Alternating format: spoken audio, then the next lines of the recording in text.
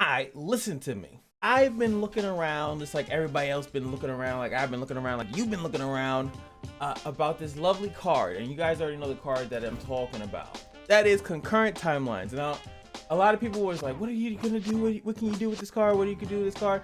And everyone's kind of come across to the same kind of amazing discovery, and everybody knows what it is. Play Ledros and on 9, and then it gives you a selection of all the other 9 costs in the game, and you have the options between Bright Steel Formation, Karina, Caldringen, that guy, Mina, and Dreadway. You put Dreadway, you automatically win. People have already caught me with this nonsense, and I feel like it's very, very, very lucky. Obviously, you have to get the concurrent timelines. You also have to get the Dreadway in your hand some way, shape, or form.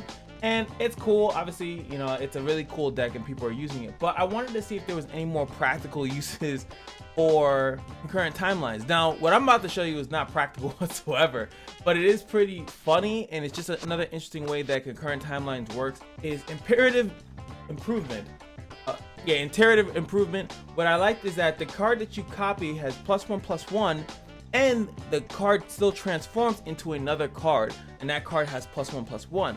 So I came into another theory. I was like, wait, so what other ways can you buff stuff and then it will stick on and go on to the next unit? Then I happened to be watching Swim stream, hi Swim, and I noticed that he was playing a very YOLO Ionian, not with concurrent timelines, but he was playing an Encroaching Shadows deck, and I was like, do all my units get +2/+2 and just keep it, and then maybe the ethereal drops off? And no, it doesn't. But I will show you guys something where you can actually make it that it does happen like that. So without further ado, skimmarinky dinky do, let's get into it.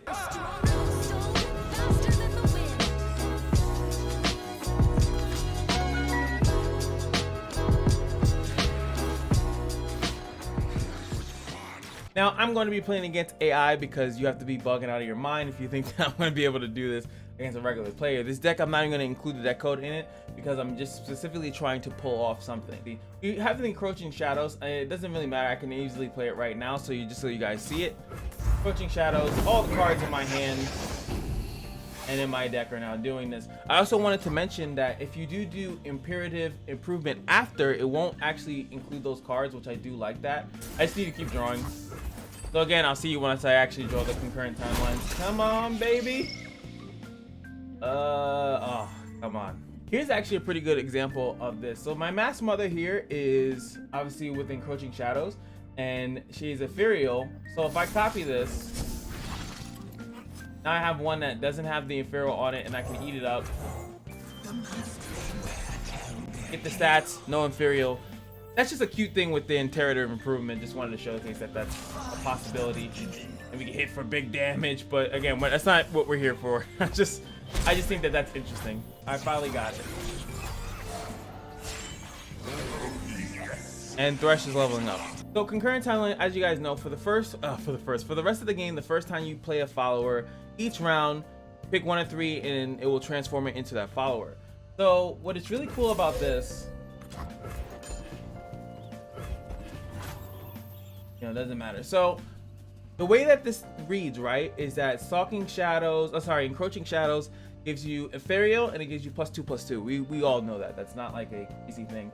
So if I were to do this, I don't know if I could survive another round. I just hope that he blocks with it fresh. So I'm going to purposely try not to win this round because I want to showcase it next round. As you see here, so no matter what little crazy thing that I get, now the unit is going to transform, but it's going to have +2/+2, and it still has ethereal onto it. So hopefully he blocks with the Thresh and prevents me from like winning, because that's perfect. All right, now I get to show you guys this on my opening turn here. Now any card, okay, so it's fine, I have time to talk. Okay, so any card that you guys have that already has ethereal on it does not get that thing. So as you can see here, the Evershade Stalker only has +2/+2, does not give ethereal because it already has it. Same thing with the Shark Chariots. Yeah, the Shark Terror, this one is lower cost because of the Oblivious Islander. So these ones, if I were to play it, as you see, it gets it. But if you were to do this, let's just use this as it is. I'll just use it. So this +2, this 2 cost Shark Chariot, Rividerci. So let's say if I wanted to have this one. As you can see now, it's a 4/3, it has +2/+2, and it actually stays. Like the actual thing stays. It's ethereal. I die? No, man. So I just kind of wanted to showcase that because I feel like I was looking online and I feel like I didn't see anyone post that. Now the only issue is what I'll show you guys, which is after this. And obviously also it's only for the first thing you play. So any other thing that you play after that will still be ethereal, which is kind of like the pseudo deck that I have. It's like it does technically work. Yes, you could find ways to families, and then the sharks are out, and yeah. But it's not a good deck, please. Here, doing it again with the shark. So, ooh, look at this. This will be pretty cool. Or I could actually get an elusive that will be kind of big and chunky, but it doesn't really matter. Gonna transform the shark into that. Obviously, I would prefer the shark to die, but got a big old 5/5 bark beast. And that's because obviously that one was reduced cost, so that's why it gave me the choices of the 1 cost instead. All right, so here's the biggest issue with that combo that I can't really get around. If you show it's ethereal, blah, blah, blah. I can't say it properly. If you actually do a search on it, there aren't that many cards that actually start off with it. Now you guys can see, yeah, obviously here they have cards that like have a, like with it, like combined with it.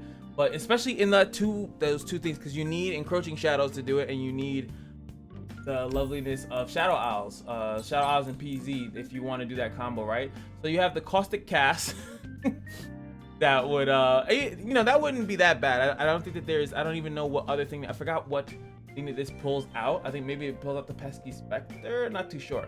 But these two, this one starts off ethereal, this one starts off, and so these two would actually be, if you were to boost them up, you know, +2/+2 or +4, how many Encroaching Shadows, and it'd be pretty cheap. And that card, like I said, stays with those stats. You have the Evershade, this is a 2-drop, then you have the Shark Chariot, it's a 2-drop.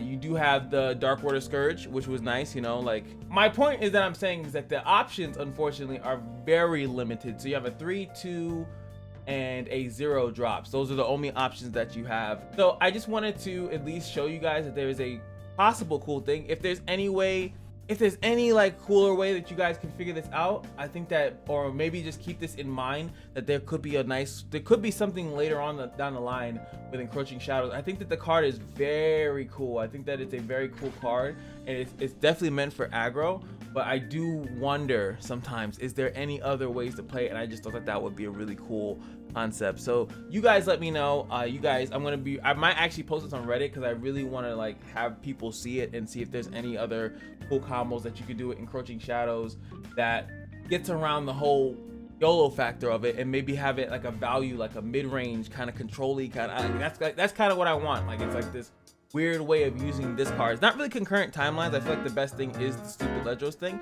but like something else that this card can be viable in maybe in another deck that actually like utilizes the fact that the units are gonna die or something like that, or I don't know. Leave me alone. Anywho, that's all I got for you. Like, comment, subscribe. Hopefully you guys enjoy more content from Legends of Runeterra, and just remember that every day at the Kashino is your lucky day, and I'll see you guys in the next video. Peace.